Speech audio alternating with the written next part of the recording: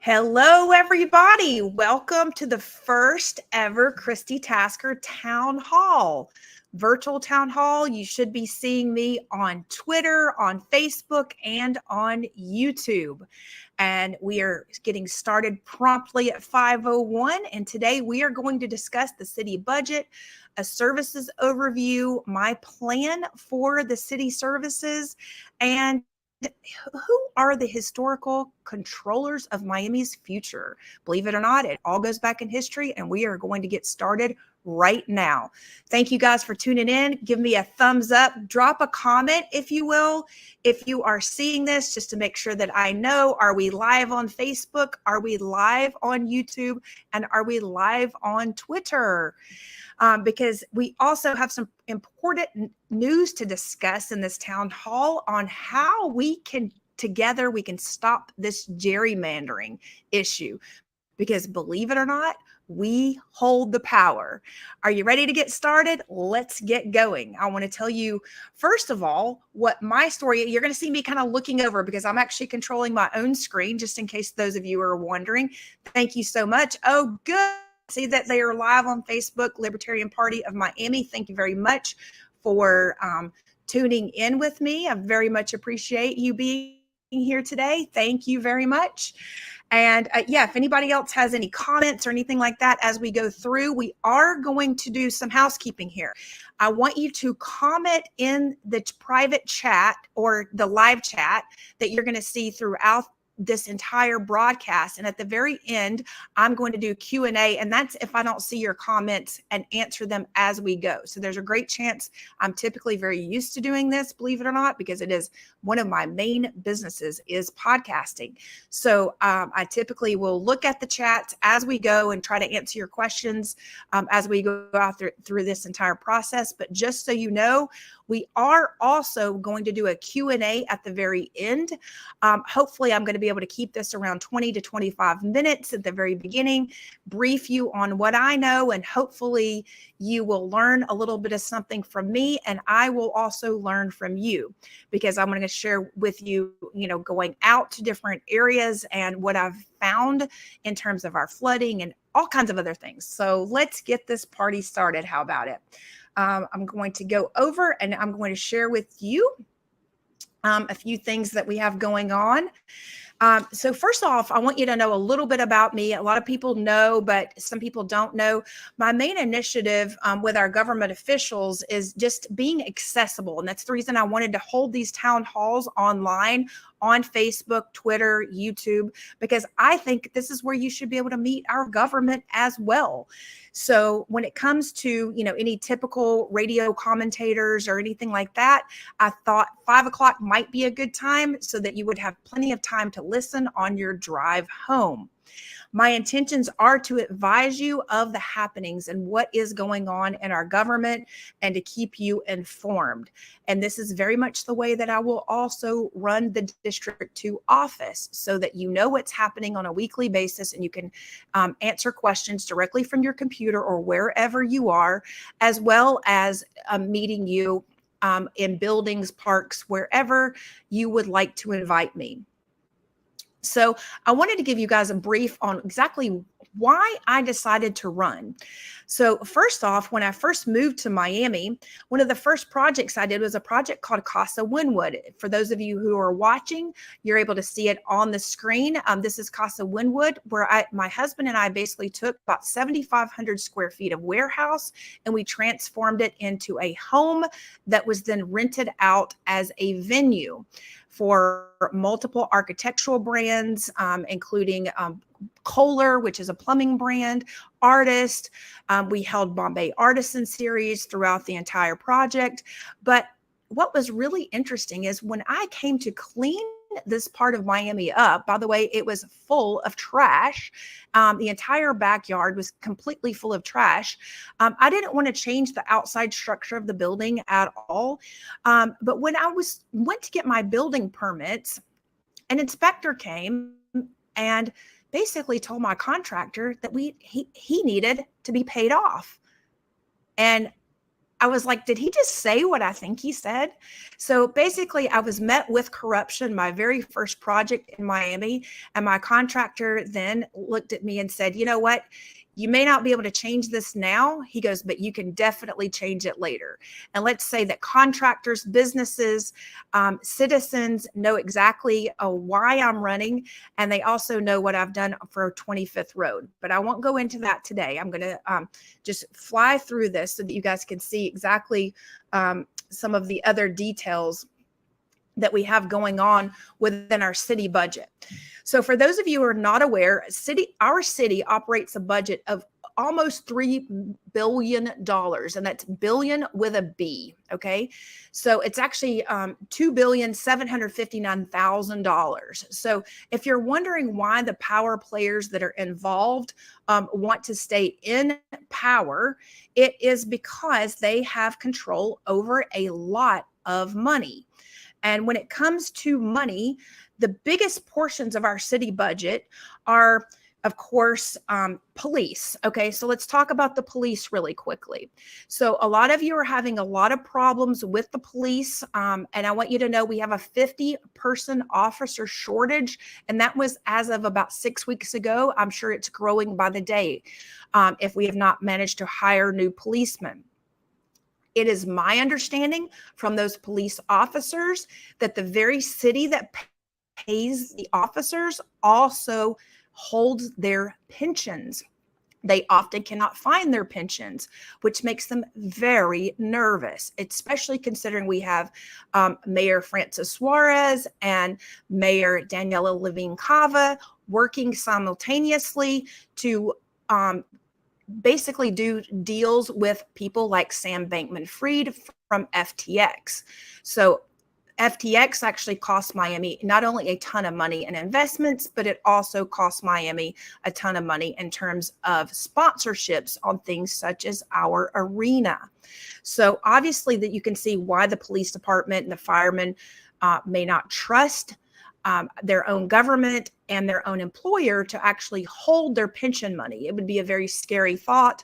And I am committed to help our police officers not only find their money, but also find out what we can do to make them a little bit more secure in the future. Okay, the second one is fire and rescue. Fire and rescue is about $213 million of our city budget. So when I'm looking at the fire and rescue budget itself, the fire and rescue budget is lacking a lot of equipment. We have had issues where the city and the county have told us that there are fire stations that do not exist. And considering my own son-in-law is a fire marshal in the state of Georgia, I often have him look and help me find what is the actual truth? What are the ratios that we should have in the city of Miami? What don't we have? And he tells me we are highly deficient in a lot of equipment. So what does that mean? He says he would be very concerned if there were a fire in any of our high rises because our ladders do not go high enough, that we do not have enough equipment if we were to have simultaneous fires. And I can tell you just from being near fire stations that our trucks are constantly running for, the basic services as you might expect, but we are not prepared in any way for any kind of simultaneous attacks or anything of that magnitude. And not only that, but I find it very alarming when we are being lied to in terms of where the money is actually spent. And then thirdly, I should say, is non-departmental. $150 million of our city budget actually goes to non-departmental. And then next we have parks and recreation. And as most of us know, our parks and recreation budget is close to about $60 million. And we're having a problem with a lot of the parks in the area. They're not being maintained. The money, it doesn't seem to be spent very wisely, if you ask me.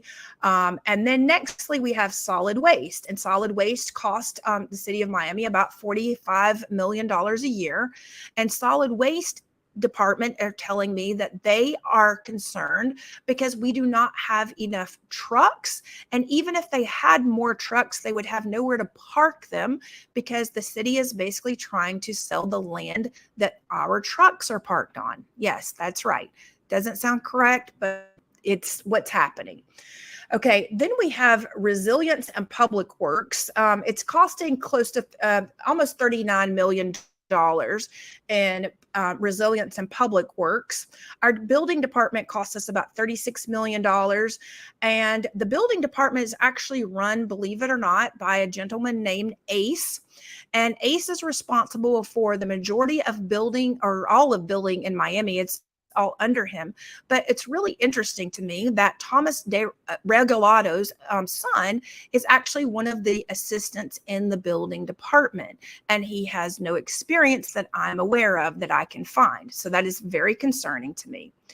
So then when it comes to our General Services Administration, we're spending about $35 million on services and administration, another $18 million on real estate and assessment management. And then one of my favorites was the $15 million technology and innovation budget, because I thought, wow, that's a pretty big budget for the city to have for technology and innovation. What are we doing with it? Well, I became very concerned when the city cannot answer my records request on what's included in that budget. So it's very vague. The entire budget's actually very vague. And then we're going to get down to finances. So almost $13 million is spent on finances within the city budget. And then the city's attorney's office absorbs almost $13 million on its own. Then we have the code compliance team that absorbs about $11.5 million a year. Commissioners absorb almost $11.5 million a year. Human services, about $7 million. Planning, about $7 million. Human resources, $6 million. And zoning, another $6 million. So there you have your breakdown of your city budget. And it's, again, very, very extremely vague. We're not able to really find out a lot more. But if you have questions on that, if there's a specific part you would like me to dig into, please do let me know, and I will cover that the next town hall or answer any questions that I can. I'll probably be able to answer quite a few of your questions, but I don't want to bore you if you're not that interested in the city budget itself, because I really also want to talk to you about the not only the services, but also who is in charge of this city budget, and so that you guys understand what is actually happening with this new map issue within District 2. Because for those of you who are not aware, District 2 has been, excuse me, all of Miami, not only District 2, I should say, but all of Miami is under a judge's order right now to reconfigure the map. And the city has gone back and forth with the judges. They have basically gerrymandered a map. Okay, and I'm going to show you this map. We're going to skip ahead slightly. Okay, so the map itself is the one on the left is the one that the city has actually, that we're operating under right now. Okay, so hold on just a second. Okay, so we have this map that the city is operating under right now. So I was trying to make it so that you guys could see it, but I'm not able to scroll up or down without going to the next slide. So for those of you who can see visually, make sure that you're looking at the differences in districts such as District 5. You will notice that District 5 dips down in, you can see where my mouse over dips down in like these parts, you know, and it's like very odd. And when we're out campaigning, even when, you know, my fellow candidates were out campaigning, it's not clear on where District 2, especially in our district, where it stops and starts. I cannot say anything east or west of this street, or you know, north or south of this street, because there's so many parts that divot in, because the city map that our current commissioners are in charge of creating is very, very confusing. It is so confusing that the ACLU and organizations like Engage Miami, among others, have taken the city commissioners to court. Okay. during the commission meeting, I went to the commission meeting. I listened to everything everybody said at the commission meeting. I learned that Alex Diaz de la Portilla, his own person running against him, is very upset because Alex was trying to basically take a little divot out so that his main competitor could not run against him in District 1. I found that to be very alarming and very concerning, that I thought all citizens should be concerned about. And then when I started to look at the map, I just looked at it. I mean, I think everybody here could probably look at it and go, you know what? The map on the right just makes common sense. You know, you've got pretty much everything north of a certain road in District 5. You've gotten, you know, communities left in blocks, and it's very manageable. I would much rather have the map on the right, which is the map that the judge basically sent to the city, asking them to approve. The city, of course, said no, they didn't want to. They come up with their own map. And conveniently, of course, even their second map was sent to the judge, and the judge denied it. And the reason the judge denied it was because I'd gone to the ACLU and these groups, and I said, guys, this is pretty simple. Please make sure that your attorneys provide a map to the judge that contains a marker for each current commissioner and a marker for each person running against that commissioner. Because it's very clear that on a couple of these commissioners, such as Alex and Joe Carollo, that they are trying to gerrymander the maps so that they can stay in the districts that they want to be in. Okay, so Alex was basically trying to cut his main competitor out of his district in District 1, and Joe Carollo has then moved to Coconut Grove, so he needed to come down here and take this little divot. Just notice down here on the very bottom, you'll see where he has basically taken this little divot into Coconut Grove and made it so that, you know, just his side of Dixie Highway basically keeps him excuse me, the green part, my bad. The green part here basically keeps him in District 3. And then we have this little piece in District 4, which basically allows, just a little chunk to be taken out of Coconut Grove. To me, this makes absolutely no sense. And obviously to other groups and even the judge, it makes absolutely no sense. So I pleaded with the commission to please listen, please avoid further legal expenses, because there's a great possibility that the city will also have to pay the legal fees to the ACLU and Engage Miami and the other people that are suing the city if they don't decide they're going to move forward. So, of course, what did they do? Absolutely nothing. They didn't bother to show anything. They continued, to go down the route that they wanted to, so much so that even the consultants working on the maps became very annoyed with them. And I found it extremely appalling that they would not listen to their own consultants. But no surprise, right? We are in Miami, and we are in with the same leadership that has been in power for a very long time. And these are the people who are controlling our building department. They're controlling our maps that we go off of. They're controlling our very voting systems that we're also utilizing in many cases, or they are connected to those people. I know because I have been a member of Defend Florida and the Miami leader of Defend Florida for quite some time to make sure that we could all stay free in light of all of the different situations that have occurred in the last few years.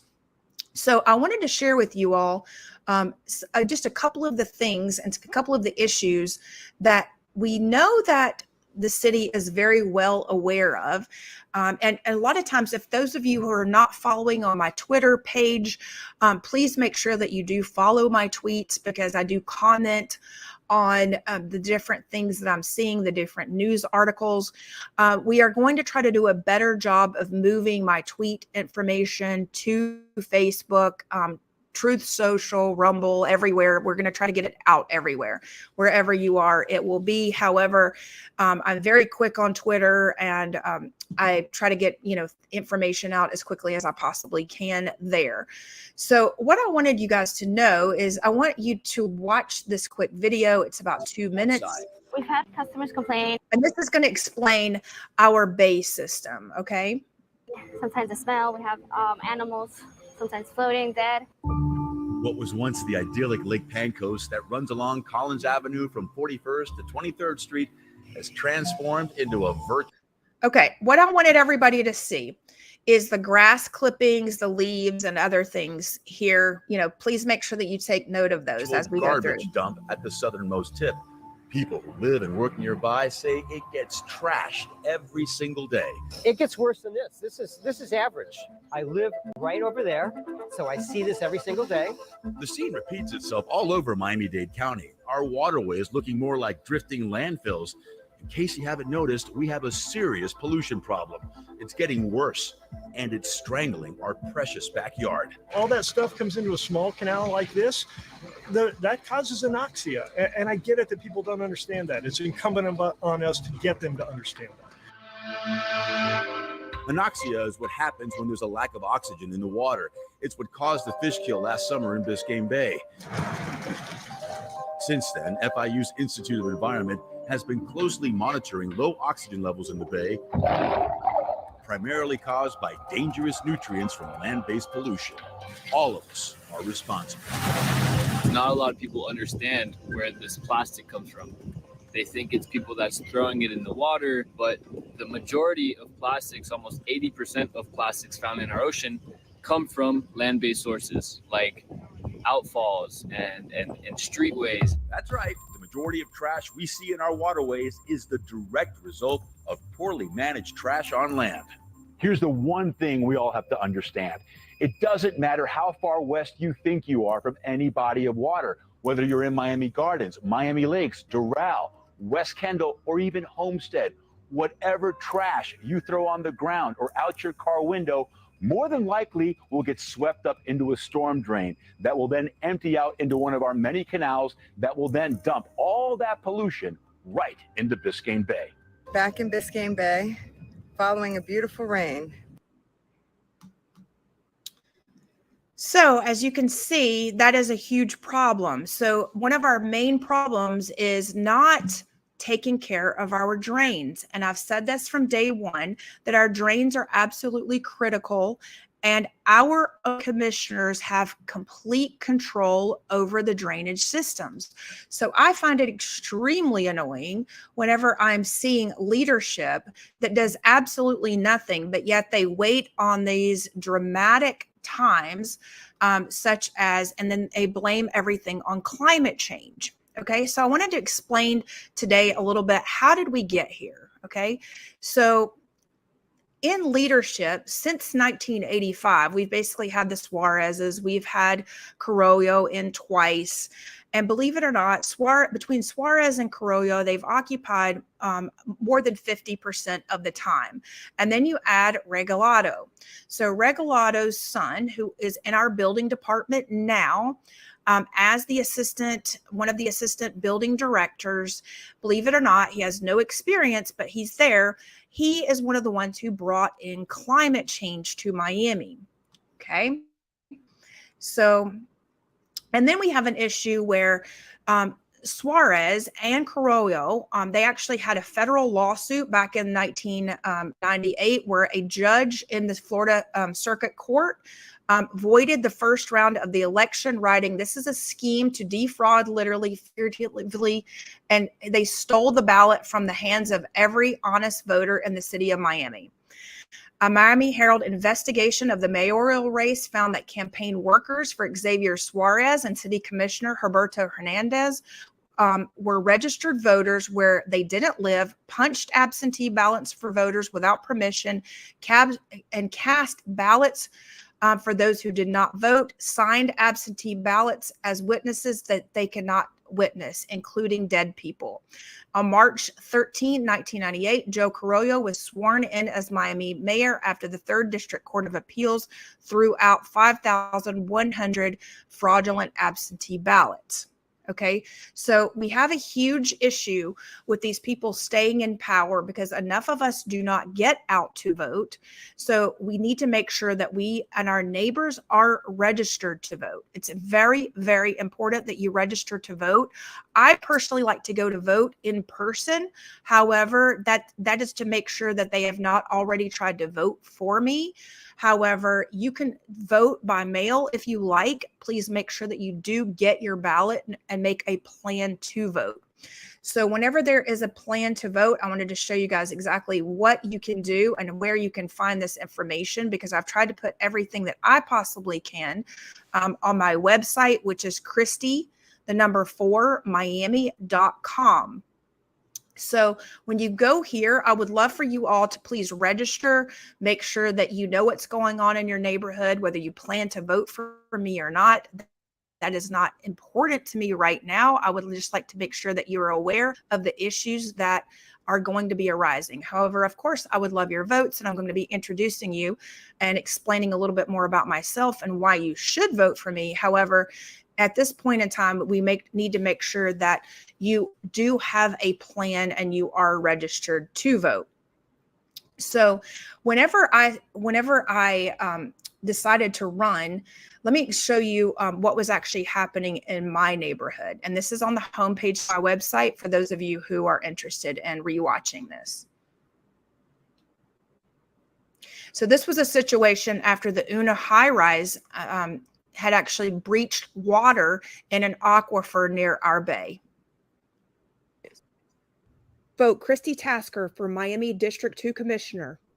As a new high-rise goes up right next door, they claim the construction is jeopardizing the structure of their building and now causing a new concern. NBC6's Julie Leonardi is live right now with the details, including how the contractor is responding. Julie. Yeah, well, residents say this construction has been going on for quite a while now. And at this point, they say they're concerned that this construction could actually negatively affect their own buildings and the structure of other buildings around them. They also say that they just feel like they're kept in the dark about these problems that are happening.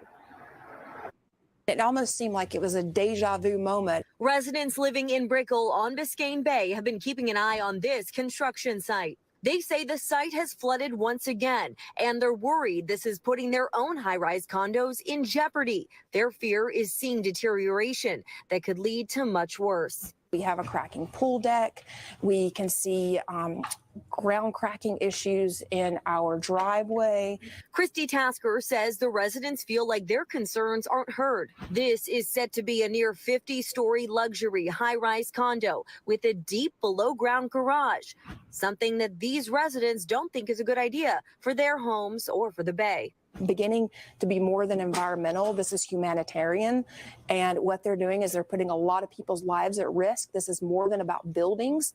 We first told you about the Una residences when the site flooded back in October. Tasker says she didn't expect to see it happen again just after workers spent the weekend pouring concrete. We were told that this concrete was going to take care of everything. The project's general contractor tells NBC6 our team is aware of social media speculation regarding water pooling on the Una residence construction site. They go on to say the pooling is a result of Saturday's concrete pour and is normal at a project of this size.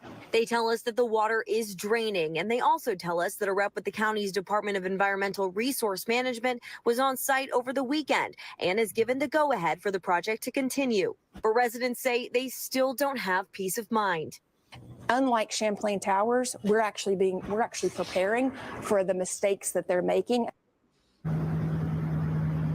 So besides halting construction altogether, these residents tell me they really just want transparency. They want to know exactly what's going on with this inspection process and what's going on under the surface. Now, we also reported that back in October, the aquifer below this area was breached. So they want to make sure that doesn't happen again, because they tell me it's also an environmental issue as well. Live in Brickell, Julie Leonardi, NBC6 News.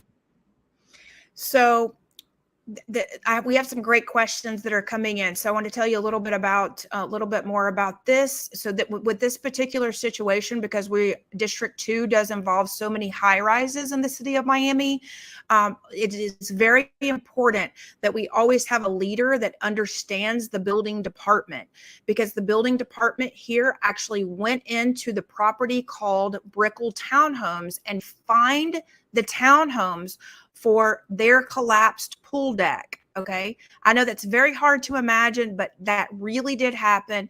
The other thing that actually happened in this case was there was never a physical inspection, geotechnical portion of this land, which is very, very dangerous, because we do not have a single building inspector that had ever inspected a below level garage or any kind of low level digging below our surface directly on the bay. So I personally spoke with our building department and our building inspectors that actually came out during this process, and they told me they had no experience, and most of them were older gentlemen, and they felt like they would lose their pensions if they spoke up. So when it comes to situations like this, if you have information, feel free to let me know. So let's get back to exactly what can you guys do? What can you do to get out to vote? So whenever you want to know where to go and what to do regarding voting, that is also on my website, along with what you can do to get involved. Because we do need to do things such as make sure that commissioners are taking care of our drains and making sure that our drains are actually protected, our buildings and surrounding properties are actually protected. When we do go to build, it needs to be done responsibly. I am not against building. I am actually much for building, but I just want to do it responsibly. I want to make sure that things are taken care of. Yes, so Danny Riviera is correct. I'm going to put her comment on the screen right now, because she says that OCO gave $35,000 to Alex Diaz de la Portilla's PC last month. So when it comes to money and what is coming in, I do want to make sure that all of you know, I do share a lot of Danny Riviera's work on my Twitter page, and then we'll also transfer that to Facebook and others, so that you guys can make sure that you're very well aware of this situation, because it's very concerning to me when there's all this money going into what's called a PAC, and that means a political action committee, and it's being given directly from some of these developers. Well, a lot of the developers, we should say. So OCO Group is the group that actually is building the UNA project that went uninspected. And matter of fact, how does this affect us as citizens? Well, probably about 2 weeks ago now, my phone started just, I started getting tons and tons of text messages all of a sudden that there was an issue going on at UNA where police were actually firing shots in the air. I was actually thinking that someone had come like from the bay, had actually there was like an invasion, if you will. I wasn't sure if it was an illegal alien invasion or what was happening, because there were literally 7 police cars. I always heard that shots were firing, and the next thing I know, I'm actually getting messages from not only border control, but also from the Coast Guard, who was actually flying over. And so come to find out, this was teenagers that supposedly jumped the fence at OCO Group. But why did our entire city police officers and everything come to the rescue for somebody's property? I mean, if that was breaking and entering, they're required to have 24-hour security at that property. But there wasn't 24-hour security there. I have a feeling that the young boys that evidently broke and entered at UNA probably would not have gone in had there actually been security there. So when it comes to responsibility, we have a huge problem with, these PACs that are constantly getting money and they're really hiding it from the general public. So we'll try to make sure we do a better job of that. Danny Riviera, thank you so much for your work and helping us research the PACs. And that's not only helping me, but helping all other candidates researching the PACs. And so you guys, as citizens, you should be asking, like, what are the, what is a PAC and why, and who is actually giving to these PAC funds? Because that's going to be how the commissioners actually vote when they do get into office. How many favors do they already have to make before they get there? Okay, so Miami Libertarian Party is asking, hold on just a second. Let's see, I'm gonna bring up everybody's comments. Do you know who you are running against? Tell us what makes you better than your fellow running mates. Okay, that's a great question. Okay, so I'm gonna start with this. Number one, I actually know how to take care of many of these situations on a very low cost method. Okay, so you saw how much it takes for us to actually clean up our bay when trash already goes there. So it's very easy for us just to put storm drain covers on and actually treat the drains right, sweep the streets, so that we are not in a situation where we're having to clean up anyway. That also helps us as citizens not to go under emergency orders. So what does that mean? So anytime there's an emergency, politicians, by the way, they love emergencies because it gives them power. So whenever there's an emergency and they declare an emergency, they actually have more power over the people. So in other words, they could tell you to stay inside your home. They can tell you to do whatever they want to tell you to do because it's considered an emergency. So we want to stay away from emergencies. We want to keep our liberty. We don't want to be under the rule of any politician, but we also need to make sure that our streets are clean. Believe it or not, it's actually just keeping the streets clean. So just imagine if all of our drains actually had covers over them that filtered out all this large debris and trash, did not let any leaves go through to begin with. Yes, they would be in the streets until the streets are swept. So one of the first things that I will be doing is actually covering up all those drains and sweeping our streets every night. And don't worry, there are sweeping trucks that are extremely quiet. You don't even hear them run, and they would be running at night. That's what we'll be running in District 2. And we will also be doing things such as our trolleys. Our trolleys are currently on a limousine service contract right now. And that limousine service contract has a lot of ties to politicians who are already in government. And then when it comes to green spaces, it's very easy to keep our green spaces up. And believe it or not, many of our Parks and Recs department are telling us that we are not able that they're not able to do their jobs because they're either being prevented from doing their jobs. They're not being able to, to have basic things that they need, such as rakes, believe it or not. I've heard everything you can possibly imagine. So there are situations where I have personally taken things out to the Parks and Rec team so that they have them to actually work within. And then the next thing we're going to make sure that we do, which we're already doing, is making sure that our city officials, all of our city officials, are aware of what we need to have done and make motions. Okay, this is not happening right now. I'm going to them and saying, listen, we need to do X, Y, and Z. I need you to make a motion for this, this, and this.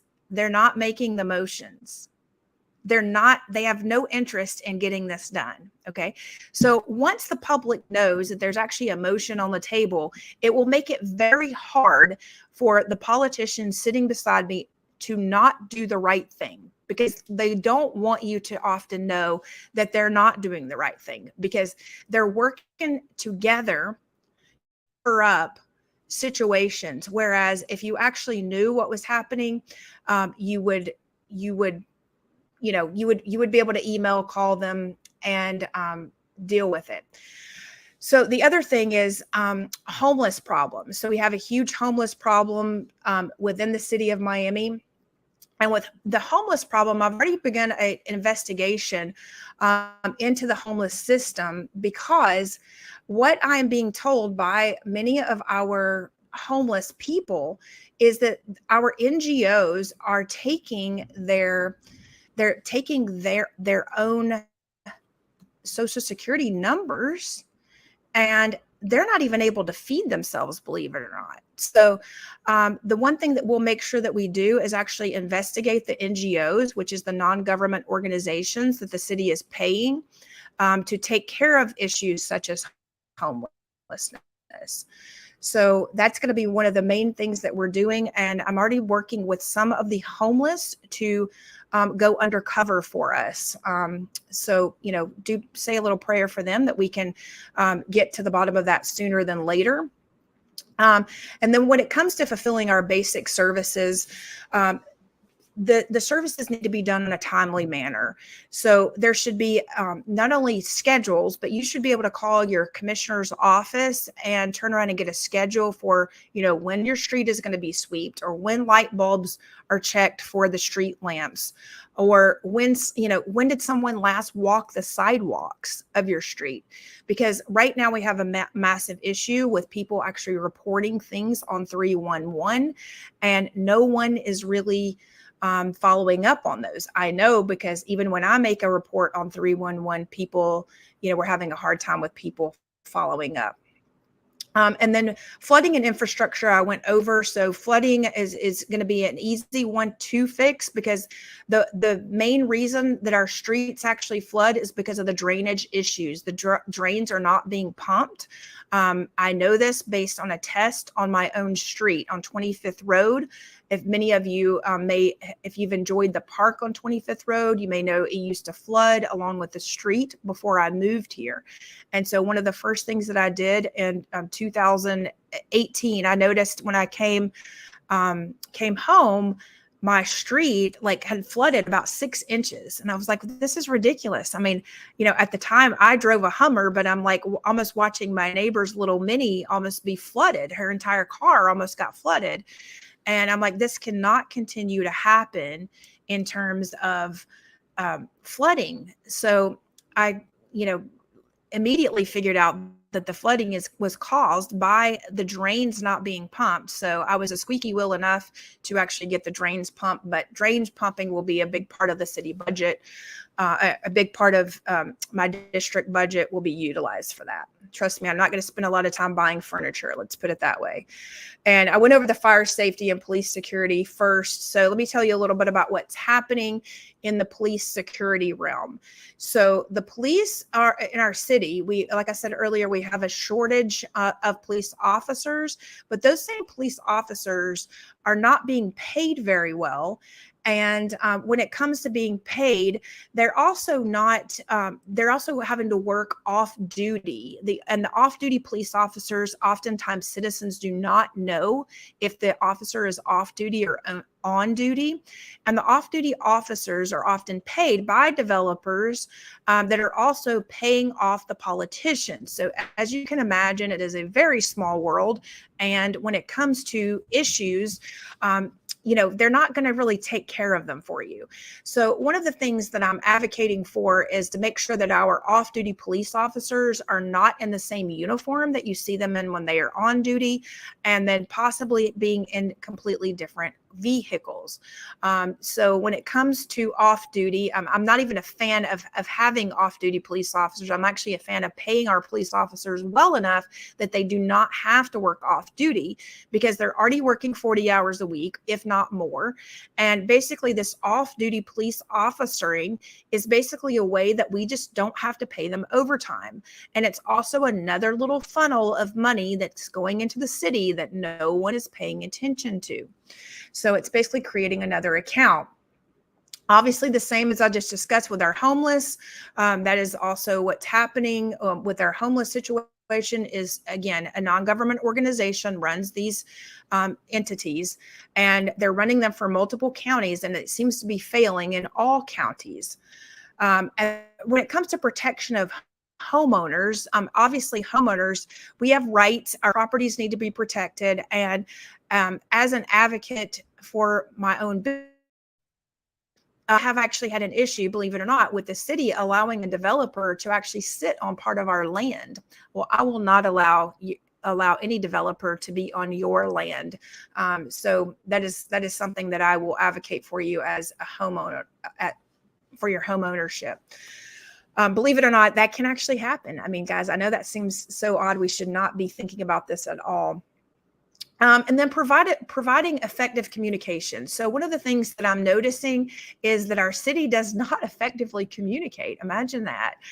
So you will be getting effective communications from me however you wish, whether it be town halls like this or email follow-ups, or if you just want to follow me on Twitter, you're going to know what's going on a daily basis if you want to do it that way. Or if you just want a monthly update, you'll have a subscription where you will actually know what is happening within your local government. And then number 7 is one of my favorites, and that is limiting political security, because believe it or not, we have a massive problem within the city of politicians getting not only your tax dollars, but they are also getting your police officers off the street to secure themselves. And there's no limits to the amount of security that they can take, which is unbelievable. So speaking of that, they're also, these same politicians, they're not really a fan of increasing your park staff and park security without payments. And you heard the budgets earlier. We have plenty of money to make this happen, and it's just not. So I will not be taking downtowners money or HOA money to secure parks. If I can't budget enough for parks, we have a severe problem, because it looks to me like each of our parks that are being maintained are, when people are being told to stand down, that is a pretty scary thing. And when they're told that they don't have rakes to rake with, that's a pretty scary thing. I am super concerned whenever we don't hear of that. And we have Max Martinez for Miami. And by the way, welcome, Max. Max actually ran against Francis Suarez the last time, and I'm still not sure, if Max actually, he did very well. Let's just say, if you just look at the numbers. And regarding votes, my mom and I personally know that our votes didn't count the last time. So Max, good question. How do I think redistricting affects my campaign? It actually completely hinders my campaign in many ways, because we don't know exactly where we are to campaign. So for instance, there was an event in Morningside Park 2 days ago. I decided not to go because we have to divide and conquer our time, because District 2 is so long that I had to make a decision to go to either Morningside event or an event that I knew 100% was going to be in my district. So of course I went to the event in my district, and I skipped the Morningside Park event. So if they were to put Morningside Park back in my district, I will have missed an opportunity to connect with all of those citizens in Morningside Park. But that is a choice that I had to make because of this entire map and gerrymandering issue. Let's see if there are any other questions, and I'm going to open up completely to Q&A. So one of the other parts of my website that I wanted you guys to know too are make sure that you do go to report any of your issues, because I have been going out and actually following up with different citizens to help them try to resolve issues. There's an issue going on in downtown with a certain street flooding, and I was able to give them immediate recommendations that they could utilize to try to take care of the solutions with their current commissioner, Sabina Cobo. And I don't think she's been out to take care of those issues, and it's very simple to do. So it's very disappointing. So do make sure that you go on and you fill this portion out on the website. Okay, Miss Gutierrez. Dolores Gutierrez, condo insurance costs are astronomical and insurance companies are leaving Florida. What would I do? Well, Dolores, unfortunately, that is a part of our legislature. But one of the things that I would do is definitely try to work with our legislature and make sure that they were aware of possible, reactions to their choices in the legislature. As a matter of fact, I actually did go to Tallahassee to try to speak to Ms. Lopez prior to them voting on the bill, because I could see it affecting all of Florida in general, believe it or not. And so I'm somewhat very surprised by some of our elected officials who couldn't see the bulk of their decisions that they decided that they were going to vote on all at once. I can't believe that they couldn't see that one was going to affect another. And then the other thing is, I feel like they could have easily spoken and heard insurance companies out before they decided to make the vote. So I was really surprised to hear Ms. Lopez or Representative Lopez say that they had not previously done this and they had not previously discussed some of these situations with insurance companies. Just like I formally requested Joe Carollo and Manny to sit down with the ACLU and their attorneys before they made a decision on the maps. I said, can you guys not just sit down and like get around a table? And they both told me, no, it's better that some of these areas have two commissioners. It's kind of like having two commissioners anyway. That's what I was told. So I completely disagree with that because it causes confusion within the public. And it also, you know, when one commissioner is allowed to take a little divot out here and a little divot out here, you know, I mean, we can see where that gets us. And it's not fair to any of the communities because they should know who their commissioner is. And because the budgets are all based on that. Okay, so we have another question coming in from Libertarian Party of Miami-Dade County. The District 2 commissioners usually cater to the Grove and gloss over other neighborhoods in the district. This makes those of us who live in other areas feel like chopped liver. In downtown proper, we have 50,000 residents, not including Brickell and Edgewater. How will you address this district as a whole to make sure the other very well-populated neighborhoods are included? That is a great question. Well, obviously, downtown is, you know, downtown is the heart of Miami. I mean, so I find it very difficult that, you know, that other commissioners really do gloss over this area. And I think one of the reasons it's glossed over is because of the amount of people who actually show up to vote from those precincts. So number one, I definitely think that District 2 voters in those specific areas should show up to vote for the person that they think is going to best represent their area. What do I mean by that? For instance, I tried meeting with James Torres and the Downtown Neighbors Alliance and give them ideas. That didn't work. They don't do them. And matter of fact, what they did do instead is they utilized their platform to further collaborate with commissioners like Joe Carollo.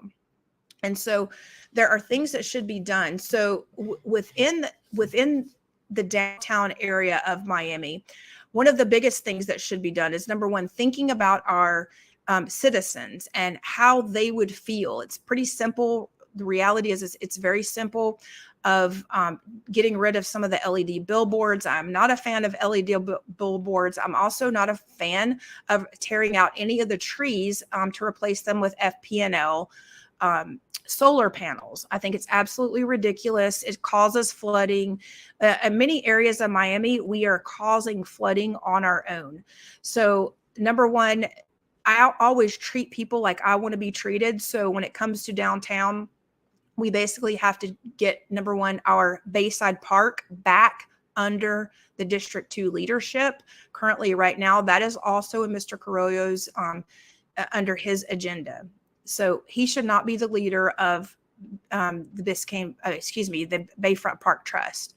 So the other thing with downtown is making sure, like I said earlier, that the streets are actually walked. Because believe it or not, right now we do not have commissioners that have their team on the ground actually walking the streets.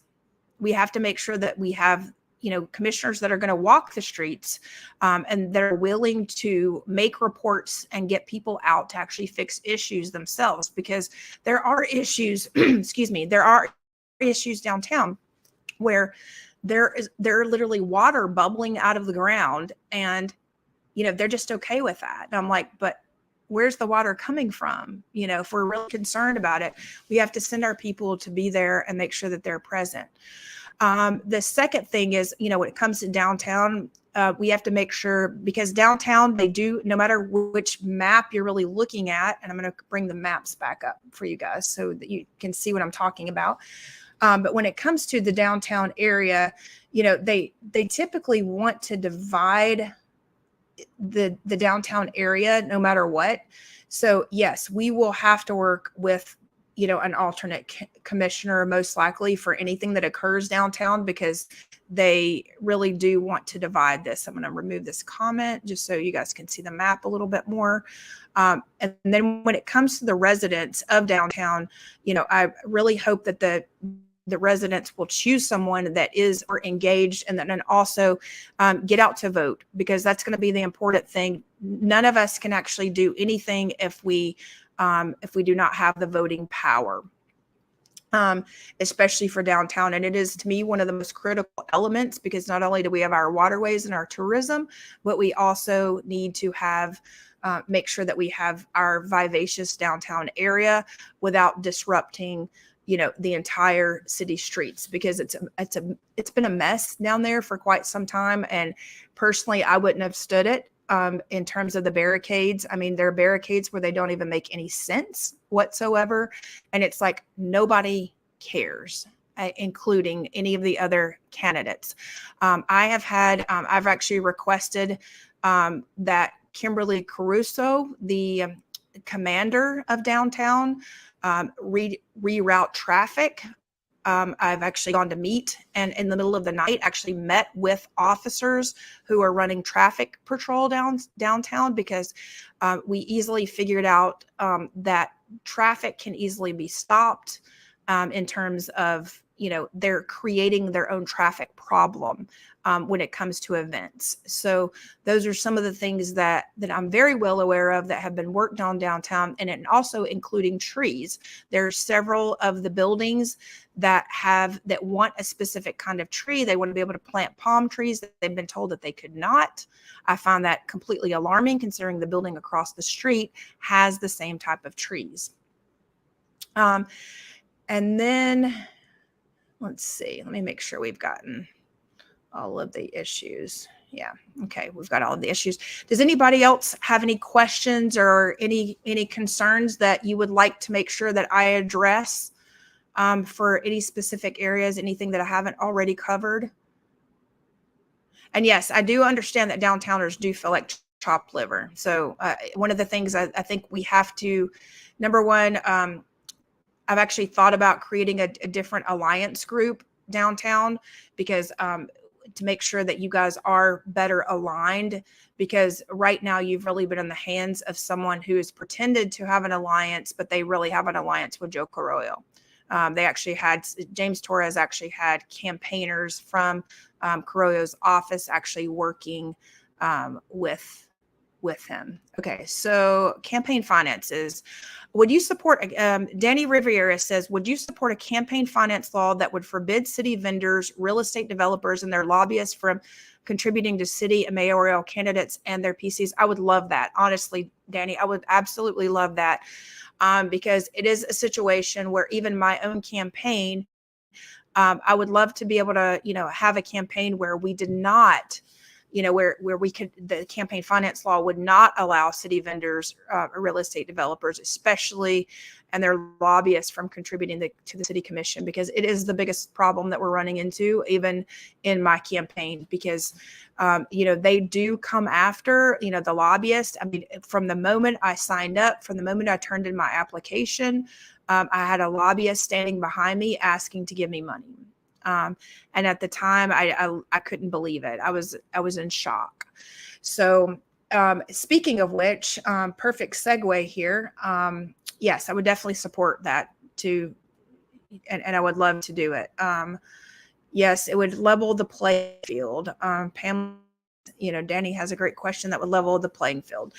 Yeah, because the funds are unlimited. Yes, that's a great point, Pamela.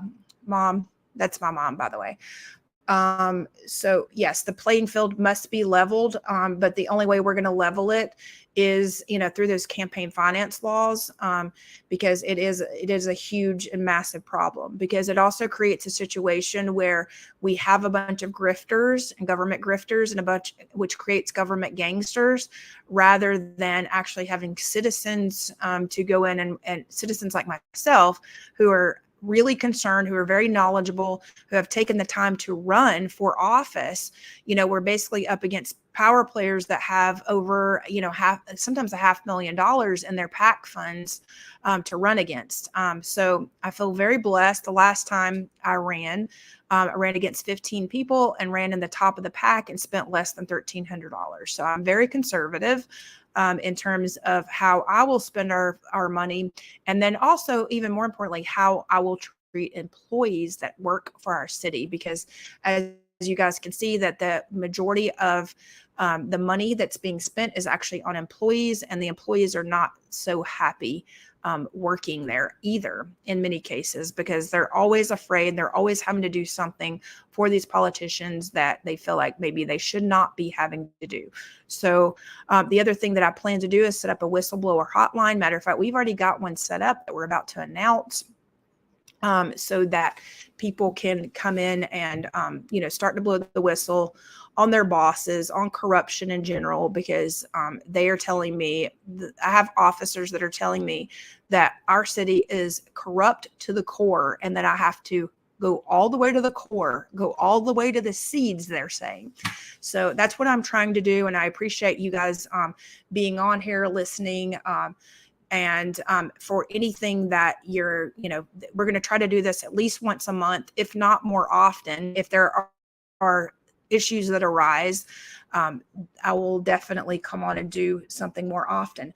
But there's one really important person I want to make sure that you guys get to meet, because the last time during my campaign, we did not have her, because I had decided I was going to run all on my own, but this time I am not running solo at all. Welcome, Barbara Casanova, who is my campaign manager for this November the 7th race. Barbara, first of all, thank you for being here, and also thank you for jumping in to help me. I would love for you to tell the story of why you decided to help me. Thank you. Can you hear me all right? First of all, the presentation was great. It was a wonderful overview of all of the issues in the district, and I think everyone really enjoyed it. A little bit about myself. I'll be brief. I know it's 6 o'clock. I come from a family with a long political history. My father used to be chairman of the REC here in Miami-Dade County back in the 70s. I grew up half my life in DC, half in Miami-Dade, because my parents were both presidential appointees. So I moved back like so many. Hopefully for the last time about 2 or 3 years ago, which is when I met Christi. And she was, I was just very impressed with her command of the issues and her outline for the solutions. Like so many, some things seem so easy and common sense that it's amazing that our commissioners can't come to some agreement on these, but Christi has a wonderful outline for the district. And frankly, she was very outspoken about resolving these issues. I've wanted to jump on board with her and try and help her with her campaign, but we're also working together to try and help others at the municipal level in Miami-Dade County and in the city. There are a lot of conservative candidates that need our support. So I'm honored to be able to be helping Christi. It's been a long time since I've worked on a campaign, but this has been a wonderful experience so far. I just want to encourage everyone that, we really need your support in as far as volunteers, phone banking, door knocking, and just donations. Our the competitors have very deep pockets and have raised a lot of money already. Christi is new to the campaign political scene, and we need your support. So go to the website, sign up, report issues. You can reach us both on the website. Thank you again, Christi. This was a wonderful presentation, and I look forward to working with you throughout the rest of the campaign and beyond. Well, thank you so much, Barbara.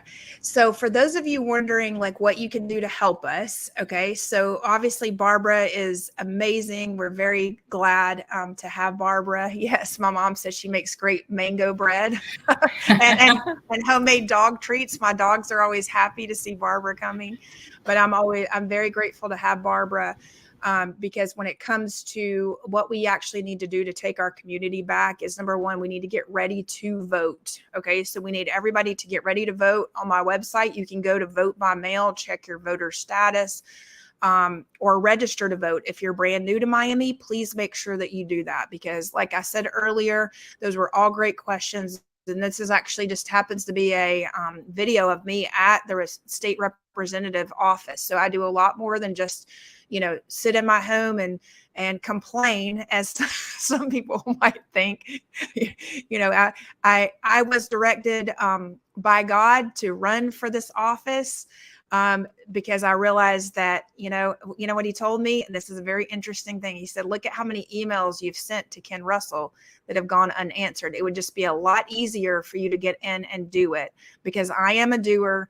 I will get it done. I have gotten in the streets of Dallas, Las Vegas, Atlanta. I have brought multiple municipalities together, including, people like FDOT, and in Texas is TxDOT. I've literally gotten multiple new municipalities together that were not able to come to an agreement. And pretty much with the press, you can almost do anything. And with the press and social media, I say, so if they don't want to do it, then we just expose them. But hopefully we typically don't get to that point. But the other thing I want to encourage you guys to do is please make sure that if you're on Twitter, Facebook, LinkedIn, Instagram, Nextdoor, make sure that you go through and you do follow me on those channels, because it also helps when you comment or share or like any of the posts, believe it or not. I literally had Martin Zilber's team tell me the last time that they were that I hands down helped him lose the election. And because I was really hammering on social media the last time, because I really did not have a team and I didn't have time enough to gather a team together. So I'm very grateful, that this time things have changed, and very grateful to have support from a lot of different people. The next thing you can do is volunteer. Speaking of support, volunteer, please. Make sure that you do go on and volunteer. And if you can, please chip in. We do have a campaign, an entire marketing budget set aside, and we very much appreciate people who have given thus far, and thank you very much, because we do have a lot of community support. But we're going to need a lot more as well, because I would rather have your $5, $10, $50 than to have, thousands from these developers. So please make sure that you do go on and give if you can. And then also, if you have an endorsement, or if you're able to share any of our press releases with the media is trying to stay very silent on me, aside from ABC and NBC, but our local media is actually like super, super quiet on me until, sometimes it's too late, but we need to make sure that other people know what's really happening. So a lot of conservative news outlets I've interviewed with, but make sure that our local news outlets just stay on top of them. Let them know that, you as a citizen, you as a reader are, you're just wondering why there hasn't been a lot written on me. And a lot of times it's because I have gone against Joe Carollo and Francis Suarez, because if they're not listening to the public, I have no tolerance for them, because we are the only thing that matters. Their campaigns for the future do not matter to me. But I'm very blessed to have a lot of support from like Liberty Alliance, Frank De Verona, who is a Bay of Pigs survivor, and many others. So you can see those if you're wondering. Oh, and then also I was endorsed by Miami Independent. I forgot about that. Yes, the Miami Independent has endorsed me. So I'm very grateful to have their support. So if you have any other ideas, please make sure that you do comment below, and I'll make sure to cover them next time, because we do have a lot of fun events. Yes, Mother, thank you for reminding me. We have a ton of fun events planned that Barbara will be in touch with you about. Barbara, is there anything else I'm missing? I was just going to say, we have a series of cocktails with Christi around the district that we're looking at planning. So keep an eye out for those announcements. And I just want to reiterate what you were saying about the voter turnout. During the special election, only 12% turned out, and the incumbent won with 1,800 votes. And there are 40,000 eligible voters in District 2. So that tells you that we need to get out, stop being complacent, and get to the votes, whether it's vote early, by mail, or on election day. So, and other than that, sign up on the website. I look forward to hearing from all of you. Thank you, Christi. This was a wonderful presentation. Thank you. And guys, please make sure that make sure that you follow us. And then also the other thing is make sure that you let your neighbors know about me. So that's one of the ways you can help. If everybody just lets 10 people know, and those 10 people let 10 other people know, we will actually win. Because the other thing, none of my incumbents really have a resume for themselves. So make sure that you are letting them know, listen, hey, you may want to, just ask for their resume before you vote for them. What have they really done? What other politicians already support them? So do make sure that you are, making your neighbors very cognizant of that. And if there are issues, we're going to be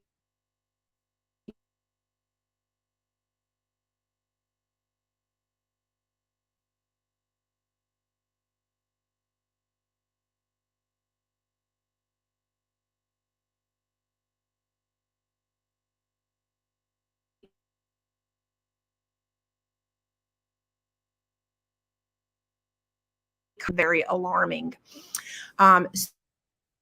So I want to thank you guys for being here. Thank you so much for your time, and feel free to jump in, ask any questions that you like. And we're grateful to have you on our team. So Christi Tasker for Miami.com, and that's CHRISTI, the number 4 Miami.com. Thank you guys so very much. Thanks for just being here, and God bless you. And remember, always put your neighbors and people over politics.